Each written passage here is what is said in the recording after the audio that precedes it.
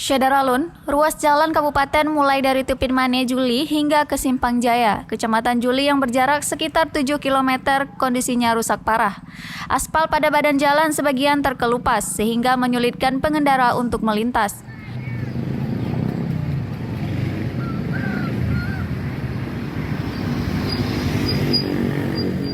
Amatan SerambiNews.com, Senin 14 Maret 2022, sebagian badan jalan yang lebarnya 6 meter terdapat belasan titik berlubang dan bergelombang.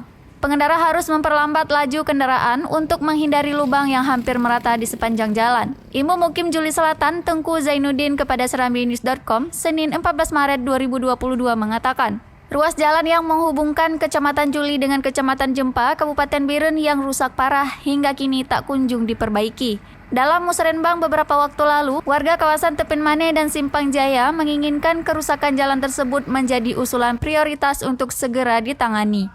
Dari Biren, Yusmandin Idris, Serambi On TV.